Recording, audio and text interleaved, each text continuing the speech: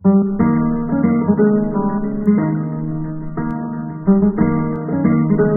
छोटे से गांव में सुरेश नाम का लड़का अपनी माँ के साथ रहता था। उसके पिता नहीं थे। सुरेश लकड़ियाँ काटने का काम किया करता था। वो रोज सुबह कुल्हाड़ी लेकर जंगल चला जाता, दिन भर लकड़ियाँ काटता और शाम को उन लकड़ियों की इकट्ठा कर बाजार जाकर बेच देता था। जो पैसे मिलते उससे उसके घर का गुजारा चलता था। एक दिन जब सुरेश जंगल से लकड़ियाँ काटकर बाजार में बेचने गया तो दुकानदार बोला, सुरेश, अब लकड़ियों की मांग बढ़ गई है, इतनी लकड़ियाँ से काम नहीं चल पाएगा, तुम्हें ज्यादा लकड़ियाँ लानी होगी।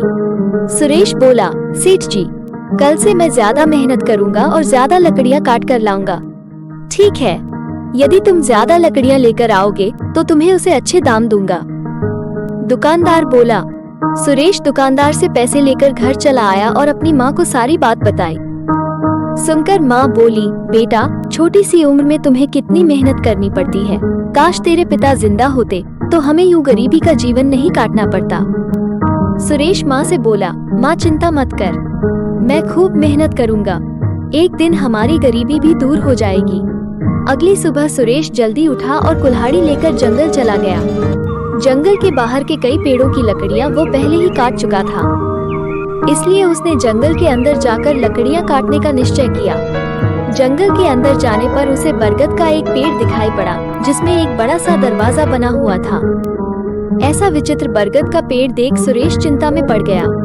वो पेड़ के पास गया और दरवाजे को धक्का दे दिया। देखते ही देखते दरवाजा खुल गया। सुरेश ने अंदर झांका तो उसे घुप पर अंधेरा नजर आया, लेकिन फिर भी सुरेश दरवाजे के अंदर चला गया। अंदर कुछ दूर अंधेरे में चलने के बाद उसे रोशनी दिखाई देने लगी। वो रोशनी की ओर बढ़ा तो पाया कि पेड़ के इस पार एक गांव बसा हुआ है। वो गांव में घूमने लगा। घूमते घूमते अचानक उसे किसी की चिल्लाने की आवाज सुनाई पड़ी। वो आवाज की ओर बढ़ा तो देखा कि वो आवाज एक गड्ढे से आ रही है। उसने गड्ढे में झांका। वहाँ एक आदमी गिरा हुआ था और सहायता के लिए पुकार रहा था। सुरेश ने उससे कहा, मैं रस्सी फेंक रहा हूँ, आप उस पकड़कर बाहर आ जाइए। फिर उसने गड्ढे में रस्सी फेंकी, जिसे पकड़कर वो आदमी गड्ढे से बाहर आ गया।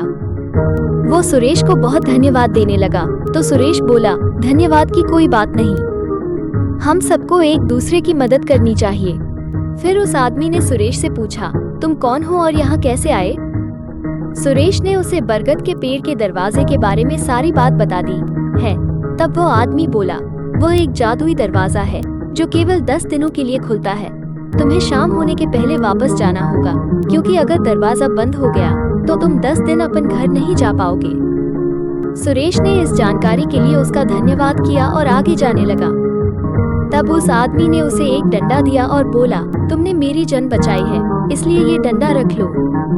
पर मैं इस डंडे का क्या करूँगा? सुरेश आश्चर्य में बोला, ये एक जादुई डंडा है, इससे तुम जितनी लकड़ियाँ मांगोगे ये तुम्हें देगा। उस आदमी ने बताया। सुरेश ने जादुई डंडा ले लिया और उस आदमी का धन्यवाद कर आगे बढ़ गया। कुछ दूर जान पर उसे एक बूढ़ा आदमी दिखाई पड़ा जो कुछ परेशान सा था। सुरेश ने उससे पूछा, बाबा क्या हुआ, कुछ परेशान नजर आ रहे हो? वो आदमी बोला, बेटा क्या बताऊं, घर पर लकड़ियां खत्म हो गई है, इसलिए जंगल से लकड़ियां काटने निकला हूँ, लेकिन अब इन हाथों में इतनी शक्ति नहीं रही, समझ नहीं आ रहा कि कैसे लकड़ियों की व्यवस्था करूं। सुरेश ने जादुई डंडे की मदद से बूढ़े आदमी को ढेर सारी लकड़ियां दी।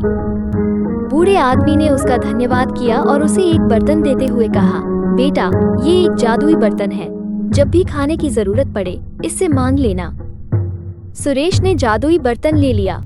शाम हो रही थी, इसलिए वो पेड़ के जादुई दरवाजे से बाहर निकल आया। खुशी खुशी वो घर पहुंचा और जंगल में हुई घटना के बारे में बताते हुए जादुई डंडा और जादुई बर्तन माँ के हाथ में रख दिया। माँ जादुई डंडे और जादुई बर्तन को देखकर बहुत खुश हुई। सुरेश को भूख लग रही थी। उसने जादुई बर्तन से खाना मांगा। ढेर सारे पकवान उनके सामने थाली में सज गए। माँ बेटे ने उस रात पेट भरकर खाना खाया। अगली सुबह सुरेश ने जादुई डंडे से ढेर सारी लकड़ियां मांगी और दुकानदार को बेचकर अच्छे पैसे कमाए। जादुई डंडे और जादुई बर्तन की मदद से धीरे धीरे उनकी गरीबी दूर हो गई और वे आनंद पूर्वक रहने लगे। कहानी से सीखने को ये मिलता है कि सदा विपत्ति में फंसे लोगों की सहायता करनी चाहिए। भला करोगे तो भला प्रतिफल प्राप्त होगा।